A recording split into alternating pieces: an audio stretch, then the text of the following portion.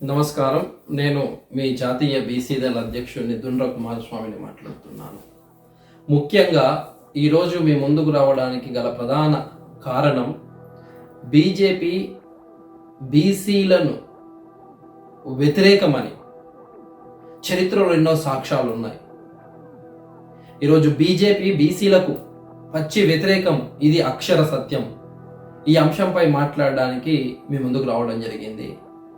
మనందరికీ ఈరోజు రాష్ట్ర ప్రజలకు కావచ్చు, దేశ ప్రజలకు కావచ్చు, బీజేపీ అనగానే అందరికీ గుర్తొచ్చేది బ్రాహ్మణ బనియన్ పార్టీ, బీసీల వ్యతిరేక పార్టీ.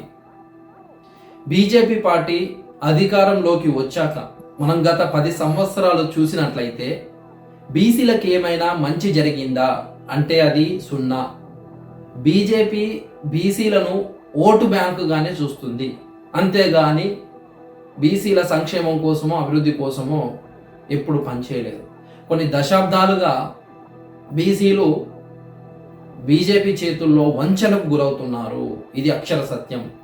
కేంద్రంలోని బీజేపీ ప్రభుత్వం బీసీ వర్గాలకు వ్యతిరేకంగా పనిచేస్తుంది. ఉదాహరణ, మండల్ కమిషన్ నుంచి వచ్చిన ప్రతిపాదనల్లో ముఖ్యంగా చట్టసభల్లో రిజర్వేషన్ కల్పించాలనే డిమాండ్ కావచ్చు, లేకుంటే జనాభా దామాష ప్రకారం కులాల వారీగా జనాభా లెక్కలు తీయాలనే డిమాండ్ కావచ్చు, లేకుంటే కనీసం కేంద్రంలో బీసీలకు ప్రత్యేక మంత్రిత్వ శాఖ ఏర్పాటు చేయాలనే డిమాండ్.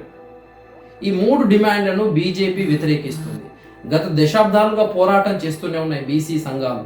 మా ఆకాంక్షలు ఏది కూడా నెరవేర్చలేని పరిస్థితి.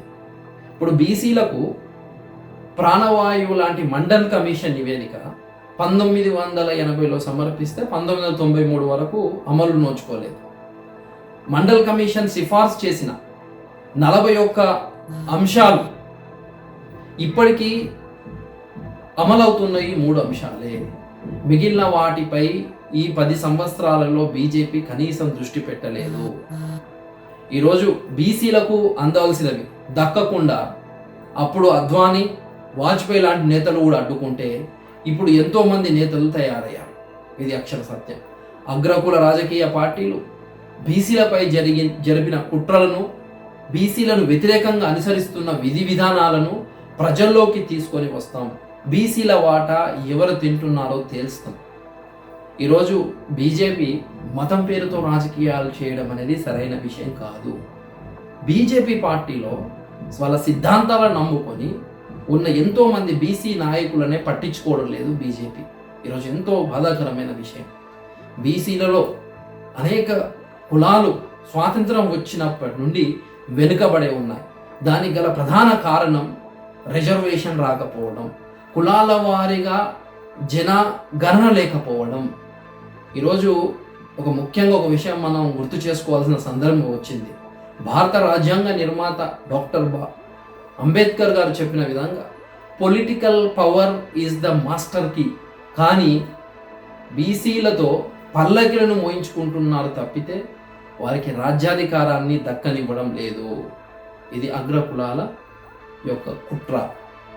ఈరోజు పేరుకు బీసీ ప్రధానమంత్రి అని చెప్పుకుంటా ఉన్నాడు మోడీ గారు, గౌరవ ప్రధాని గారు. మరి తన పాలనలో బీసీలకు చేసింది ఏంటి? ఏమీ లేదు. బీసీల పట్ల కేంద్ర ప్రభుత్వం పూర్తిగా నిర్లక్ష్య వైఖరిని అవలంబిస్తుంది. మరి ఇప్పుడు రానున్న ఎన్నికలలో బీసీలు బీజేపీకి తగిన గుణపాఠం చెబుతారు, చెప్పే సమయం కూడా ఆసన్నమైంది. ఇప్పుడు బడా పారిశ్రామికవేత్తలకు లక్షలాది కోట్ల రూపాయలు మాఫీ చేస్తున్నారు. మరి బడుగు బలహీన వర్గాల పేదల సంక్షేమాన్ని విస్మరిస్తే ఎట్లా అని బీజేపీని ప్రశ్నిస్తున్నాను. ఇప్పుడు ఇటీవల విడుదల చేసిన బీజేపీ మేనిఫెస్టోలో కూడా బీసీలకు మంచి చేసే పథకాలు లేవు. 76 సంవత్సరాల స్వాతంత్ర దేశంలో 70 కోట్ల మంది బీసీల ప్రజల వాటా బీసీలకు ఇవ్వరా అని ప్రశ్నిస్తున్నా. ఇప్పటికైనా బీజేపీ బీసీల అనుకూల వైఖరి అవలంబించి బీసీలకు చట్టసభలలో 50% రిజర్వేషన్లు అమలు చేస్తామని ప్రకటించాలి అని డిమాండ్ చేస్తున్నాను. బీసీలకు రావాల్సిన రాజ్యాంగపరమైన హక్కులను కల్పించకుండా మోదీ ప్రభుత్వం అణచివేస్తుందని, బీసీల హక్కులను పరిష్కరించకుంటే కేంద్ర ప్రభుత్వం గద్దె దించుతాం. తస్మత్ జాగ్రత్త. జై బీసీ, జై పూలే, జై అంబేద్కర్.